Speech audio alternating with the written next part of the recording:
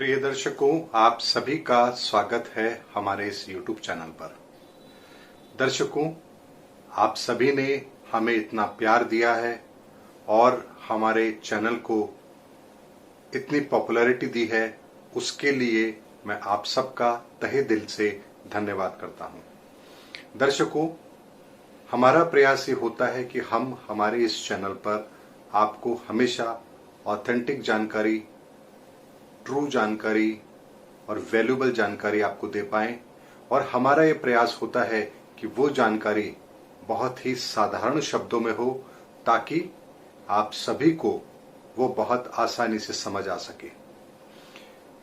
उसी कड़ी के अंदर दर्शकों, आज मैं आपके सामने एक ऐसे योग के बारे में बात करने जा रहा हूं जिसके बारे में आप लोगों ने सभी ने बहुत बार सुना भी होगा और आप में से बहुत से दर्शक उसके विषय में बहुत अच्छी जानकारी भी रखते होंगे।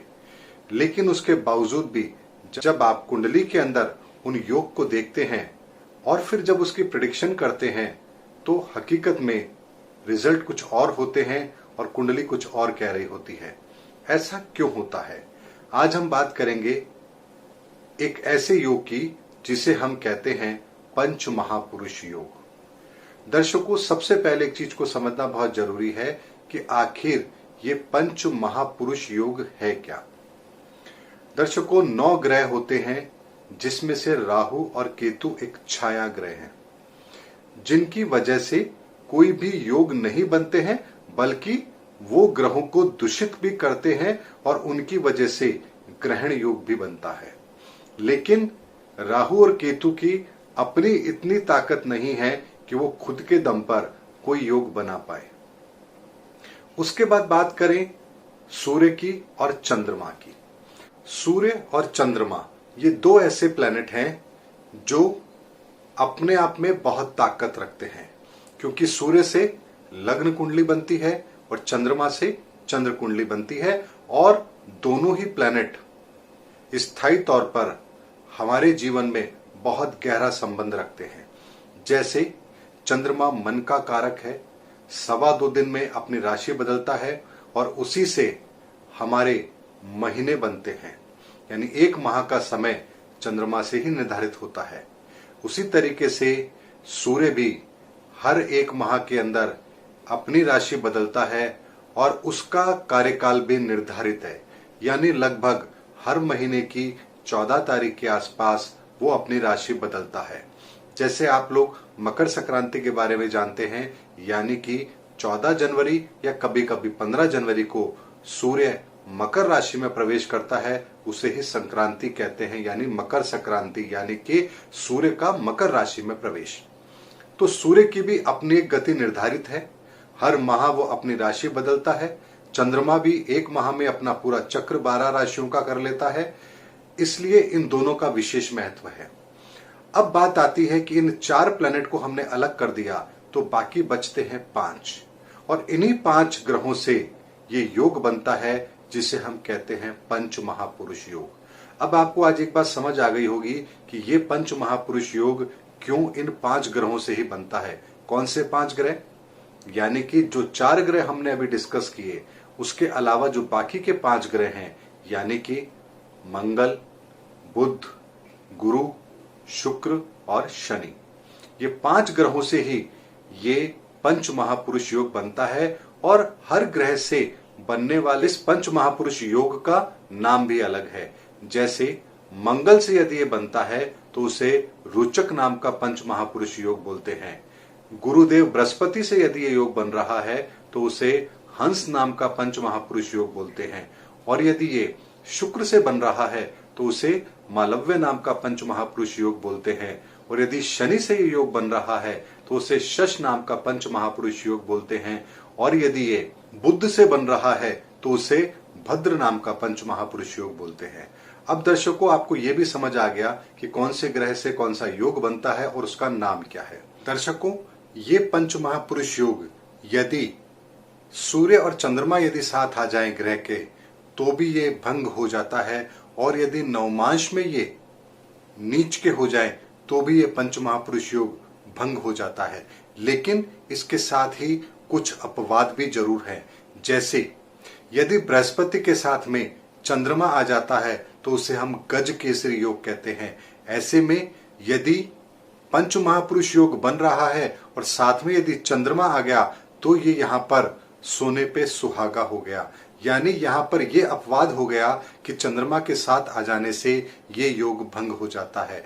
इसी तरीके से बुध से बनने वाले भद्र नामक पंच महापुरुष योग में यदि सूर्य साथ आ जाएगा तो बुध आदित्य योग भी बन जाएगा। ऐसे में यहाँ पर यह नियम लागू नहीं होता है कि सूर्य के साथ आ जाने से ये नियम कि यहाँ पर पंच महापुरुष योग नहीं बनता है। ये कुछ अपवाद यहाँ पर जरूर होते हैं। दर्शकों, उसी तरीके से रोचक नामक पंच महापुरुष योग में भी यदि चंद्रमा मंगल के साथ आ जाएगा तो लक्ष्मी नामक योग बनाएगा। ऐसे में यहाँ पर ये 3 ऐसे अपवाद हैं जो सूर्य और चंद्रमा के साथ आ जाने पर भी पंच महापुरुष योग को भंग नहीं करते हैं। अन्य कुंडली के अंदर ये योग फिर भंग हो जाते हैं यदि सूर्य और चंद्रमा साथ आ जाए, यानी शनि के साथ यदि सूर्य चंद्रमा आ जाए तो भी ये पंच महापुरुष योग जो शश नाम का पंच महापुरुष योग बनता है वो भंग हो जाएगा।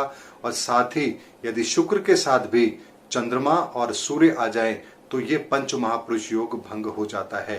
बाकी 3 योग यहाँ पर भंग नहीं होते हैं, बल्कि उनके अंदर एक विशेष योग्यता और आ जाती है। इस बात को भी यहाँ पर ध्यान रखना बहुत जरूरी है। अब बात आती है कि 12 राशियों के लोग हैं, 12 लग्न की कुंडलियां बनती हैं। ऐसे में किस कुंडली के अंदर कौन सा योग हमारे लिए शुभ है या अशुभ है, तो मैं आज आपको इस वीडियो के अंदर इन्हीं पंच महापुरुषों में से एक योग के बारे में आपको बताने जा रहा हूं। तो दर्शकों, आज हम वीडियो में बात करते हैं शुक्र से बनने वाले मालव्य नामक पंच महापुरुष योग के बारे में कि ये किस लग्न की कुंडली में कहां बनता है और ये हमें शुभ फल देगा या अशुभ फल देगा। दर्शकों, बात करते हैं मेष लग्न की। मेष लग्न की कुंडली के अंदर सप्तम भाव का मालिक शुक्र होता है और यदि मेष लग्न की कुंडली के अंदर सप्तम भाव में शुक्र बैठा है तो मालव्य नाम का पंच महापुरुष योग जरूर बनता है। और ये मालव्य नामक पंच महापुरुष योग जब मेष लग्न की कुंडली में बनेगा तो दर्शकों, यहाँ पर व्यक्ति को अपने वैवाहिक जीवन के अंदर परेशानियां जरूर आती है, क्योंकि मेष लग्न की कुंडली के अंदर शुक्र एक मारक की भूमिका में होते हैं और वो कभी भी जातक को अच्छा रिजल्ट नहीं देते हैं। ऐसे में स्त्री सुख व्यक्ति को कम मिले या स्त्री सुख के प्रति व्यक्ति ज्यादा लालायित हो जाए, ऐसी संभावना जातक के जीवन में जरूर बनती है। दर्शकों, यहाँ पर मेष लग्न की कुंडली के अंदर ये पंच महापुरुष योग कभी भी शुभ फल नहीं देगा। दर्शकों, अब बात करते हैं वृषभ लग्न की। वृषभ लग्न की कुंडली के अंदर यदि केंद्र में ही शुक्र हो तो भी ये मालव्य नाम का पंच महापुरुष योग बनता है।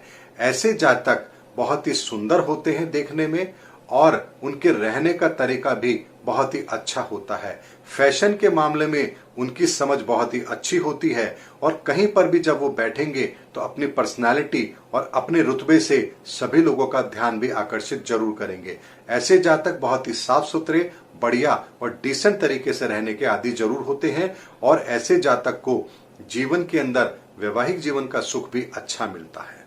तो वृषभ लग्न की कुंडली के अंदर ये मालव्य नामक पंच महापुरुष योग सदैव शुभ फल देता है। अब बात करते हैं मिथुन लग्न की। मिथुन लग्न की कुंडली के अंदर भी ये मालव्य नामक पंच महापुरुष योग बनता है, क्योंकि वहां पर मीन राशि के अंदर शुक्र उच्च का हो जाता है। ऐसे में यदि मिथुन लग्न की कुंडली के अंदर ये पंच महापुरुष योग दशम भाव में बैठ करके बन रहा है तो जातक को जीवन के अंदर अपने प्रोफेशन से रिलेटेड कभी भी कोई बड़ी तकलीफ नहीं आने देंगे, बल्कि शुक्र की महादशा में उस जातक को अपने जीवन के अंदर, अपने प्रोफेशन के अंदर वो बहुत ऊंचाई पर भी लेकर जाते हैं। ऐसे जातक यदि फिल्म इंडस्ट्री से जुड़े हुए हों, फैशन से जुड़े हुए हो, ब्यूटी पार्लर का काम करते हो, रेडीमेड गारमेंट्स का काम करते हो या फिर किसी सुगंधित चीज से या लग्जरियस चीज से अपने आप को एसोसिएट करके रखेंगे तो यहाँ पर ये महापुरुष योग उन्हें और अधिक अच्छे फल देगा, क्योंकि दशम भाव के अंदर उच्च का शुक्र व्यक्ति को किसी भी लग्जरियस काम के अंदर यदि वो अपने आप को इन्वॉल्व करता है तो यहाँ पर बहुत ही अच्छे शुभ फल देंगे। अब बात करते हैं कर्क लगन की। कर्क लगन की कुंडली के अंदर चौथे भाव का स्वामी शुक्र होता है, यानी कि तुला राशि। तुला राशि के स्वामी शुक्र होते हैं और चौथा भाव कर्क लगन की कुंडली के अंदर शुक्र का ही होता है। ऐसे में यदि चौथे भाव में शुक्र बैठे हैं और कर्क लगन की कुंडली है तो जातक को ये मालव्य नामक पंच महापुरुष योग सदैव शुभ फल देगा। जातक के जीवन के अंदर सुख सुविधाओं की कभी कोई कमी नहीं होगी। जातक को सदैव जीवन के अंदर अपनी सुख सुविधाओं के लिए कभी इंतजार नहीं करना पड़ेगा। वाहन, भूमि, गाड़ी, माता का सुख उसे जीवन के अंदर भरपूर मिलेगा। और साथ ही इसकी दृष्टि दशम भाव पर होने के कारण से व्यक्ति को जीवन के अंदर अपने काम के अंदर भी सफलताएं जरूर दिलाएंगे। अब बात करते हैं सिंह लगन की कुंडली की। सिंह लगन की कुंडली के अंदर भी ये मालव्य नामक पंच महापुरुष योग जरूर बनता है, क्योंकि दशम भाव का मालिक शुक्र बनता है और शुक्र यहाँ बैठ करके व्यक्ति को जीवन के अंदर उसके काम के अंदर एक विशेष योग्यता देता है। और दशम भाव में शुक्र यहाँ बैठ करके जातक को अच्छे फल देगा। और यदि जातक फिल्म इंडस्ट्री से जुड़ा हुआ हो, किसी लग्जरियस काम से अपने आप को एसोसिएट करके रखे, या फिर cosmetic, perfume, jewellery, gold, diamond, home decoration, interior designing, यदि इस काम के साथ अपने आप को एसोसिएट करता है तो जातक को जीवन में अच्छे रिजल्ट जरूर मिलते हैं। अब बात करते हैं कन्या लगन की कुंडली की। कन्या लगन की कुंडली के अंदर भी ये पंच महापुरुष योग जरूर बनता है, क्योंकि सप्तम भाव के अंदर यहां पर यदि शुक्र है तो वो अपनी उच्च राशि में होगा और सप्तम भाव के अंदर शुक्र यहां पर बैठ करके मालव्य नामक पंच महापुरुष योग बनाता है। ये जातक को एक उच्च कोटि का वैवाहिक जीवन का सुख देता है। ऐसे जातक को अपने वैवाहिक जीवन को मैनेज करने में कहीं कोई दिक्कत नहीं आती है, क्योंकि कन्या लगन की कुंडली के अंदर शुक्र एक योग कारक प्लैनेट है और यहाँ पर सप्तम भाव में बैठ करके वो एक अच्छा दाम्पत्य जीवन व्यक्ति को जरूर देते हैं। अब बात करते हैं तुला लग्न की। तुला लग्न के अंदर भी यदि लग्न में ही शुक्र हो तो ये मालव्य नामक पंच महापुरुष योग जरूर बनता है। और लग्न में ही यहाँ पर शुक्र बैठ करके जातक को एक बहुत ही अच्छी पर्सनालिटी बनाते हैं। जातक सुंदर भी होता है और ब्रॉड वे में सोचने वाला होता है। ऐसे जातक कहीं भी आपको कभी भी लापरवाही से काम करते हुए नहीं दिखेंगे। यानी कि लग्न में शुक्र बैठ करके जातक को एक सुंदर पर्सनालिटी बनाता है और बहुत ही ढंग से काम करने वाला, अपने आप को हर जगह बेहतर ढंग से प्रेजेंट करने वाला बनाता है। अब बात करते हैं वृश्चिक लगन की। वृश्चिक लगन की कुंडली के अंदर भी ये मालव्य नामक पंच महापुरुष योग जरूर बनता है, क्योंकि सप्तम भाव का स्वामी शुक्र बनता है। और वृश्चिक लगन की कुंडली के अंदर भी ये मालव्य नामक पंच महापुरुष योग जातक को वैवाहिक जीवन के अंदर परेशानियां जरूर देता है, क्योंकि वृश्चिक लगन के अंदर भी शुक्र मारक की भूमिका में होता है। और ऐसे में यदि सप्तम भाव में बैठ करके ये मालव्य नामक पंच महापुरुष योग वृश्चिक लगन के अंदर बन रहा है तो व्यक्ति को अपने वैवाहिक जीवन के अंदर परेशानी आती है, शादी में दिक्कतें आती हैं और शादी के बाद अपने वैवाहिक जीवन को निभाने में भी उन्हें परेशानी जरूर आती है। अब बात करते हैं धनु लगन की। धनु लगन की कुंडली के अंदर भी चौथे भाव के अंदर यदि शुक्र बैठे हैं तो भी यहाँ पर मालव्य नामक पंच महापुरुष योग बनता है, क्योंकि यहाँ पर भी वो अपनी उच्च राशि के अंदर होगा। ऐसे में यहाँ पर यदि शुक्र चौथे भाव में बैठा है तो यहाँ पर व्यक्ति को जीवन के अंदर माता से वैचारिक मतभेद देगा। साथ में जीवन में जो सुख सुविधाएं वो चाहता है वो भी उसे समय पर लेने नहीं देगा, क्योंकि धनु लगन की कुंडली के अंदर भी शुक्र मारक की भूमिका में होते हैं। ऐसे में जातक को कभी भी यहाँ पर शुक्र के अच्छे रिजल्ट नहीं मिलते हैं। ये महापुरुष योग उनकी कुंडली में बनना उनके लिए खराब है, अच्छा नहीं है, बल्कि उन्हें नेगेटिव रिजल्ट दे रहा है, अच्छे रिजल्ट नहीं देगा। मकर लगन की कुंडली के अंदर भी ये मालव्य नामक पंच महापुरुष योग बनता है, क्योंकि दशम भाव का स्वामी यहाँ पर शुक्र बनता है। और दशम भाव का स्वामी शुक्र होकर के जातक को जीवन के अंदर बहुत ऊंचाइयां देता है, उसके काम के अंदर, उसके प्रोफेशन के अंदर। यहाँ पर बैठ करके शुक्र जातक को यदि वो शुक्र से संबंधित ही कार्य करे तो यहाँ पर उसे बहुत अच्छे रिजल्ट मिलते हैं। यानी cosmetic, readymade garments, perfume, jewellery, interior designing, beauty parlour, ये सारे के सारे काम शुक्र के हैं। और जातक यदि ये काम करता है तो शुक्र की महादशा में उसे विशेष सफलताएं भी जरूर मिलती हैं, क्योंकि मकर लगन की कुंडली के अंदर ये महापुरुष योग जातक को सदैव शुभ फल प्रदान करेगा। अब बात करते हैं कुंभ लगन की। कुंभ लगन की कुंडली के अंदर भी ये मालव्य नामक पंच महापुरुष योग बनता है, क्योंकि चौथे भाव के अंदर शुक्र यदि है तो यहाँ पर शुक्र स्वराशि का होगा वृषभ राशि के अंदर, और यहाँ पर यह पंच महापुरुष योग जरूर बनाएगा। और कुंभ लगन की कुंडली के अंदर भी शुक्र एक योग कारक प्लैनेट है। ऐसे में चौथे भाव में ये जो शुक्र का मालव्य नामक पंच महापुरुष योग बनता है, ये जातक को जीवन के अंदर सुख संपत्ति भी देगा, माता का पूर्ण सुख देगा, और जीवन में व्यक्ति जो चीज चाहता है वो उसे जरूर देगा, यानी जीवन के अंदर उसे सुख सुविधाओं का अभाव नहीं होने देगा। लेकिन दर्शकों, एक चीज को समझना है, हम यहाँ पर केवल और केवल महापुरुष योग की बात कर रहे हैं। यदि किसी कारण से चौथे भाव पर यदि किसी अशुभ ग्रह की दृष्टि हो तो फिर इनके योग के अंदर शुभ फलों में कमी जरूर आती है। लेकिन शुक्र यहाँ पर चौथे भाव के अंदर अच्छी कंडीशन में है तो फिर ये शुभ फल उन्हें जरूर प्राप्त होते हैं। बात करते हैं दोस्तों मीन लगन की। मीन लगन की कुंडली में भी ये मालव्य नामक पंच महापुरुष योग बनता है, और लग्न के अंदर ही यदि शुक्र बैठा हो तो अपनी उच्च राशि के अंदर होगा, और यहां पर बैठ करके वो मालव्य नामक पंच महापुरुष योग बनाता है। इस योग के बनने से जातक बहुत ज्यादा भौतिकवादी हो जाता है, जीवन के अंदर सुख सुविधाओं के पीछे भागता है, अपने जीवन में धन को अधिक महत्व देता है, या फिर धन को महत्व देता ही नहीं है। दोनों में से एक कंडीशन जरूर होती है, यानी बहुत पैसा हो तो भी वो उस पैसे को भोगता नहीं है, या यदि पैसा ना हो तो जीवन भर पैसे के पीछे भागता रहता है, लेकिन पैसा उसे जीवन में कभी मिल नहीं पाता। ये मीन लगन की कुंडली के अंदर यदि उच्च का शुक्र लग्न में बैठा हो तो ये जरूर होता है। यानी व्यक्ति को जीवन के अंदर हमेशा भौतिकवादी सोच उसके ऊपर हावी हो, और उसकी वजह से वो सदैव असंतुष्ट रह करके हमेशा चीजों के पीछे भागता रहे, पैसों के पीछे भागता रहे, दौलत के पीछे भागता रहे।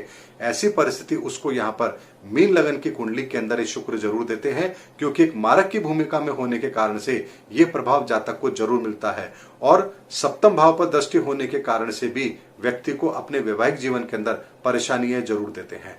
दर्शकों, मालव्य नाम का जो पंच महापुरुष योग है ये हर लग्न की कुंडली के अंदर बनता है, लेकिन कुछ कुंडलियों के अंदर ही ये शुभ फल नहीं देता है, जैसे कि मेष लग्न के अंदर, धनु लग्न के अंदर, और मीन लग्न के अंदर, और वृश्चिक लग्न के अंदर।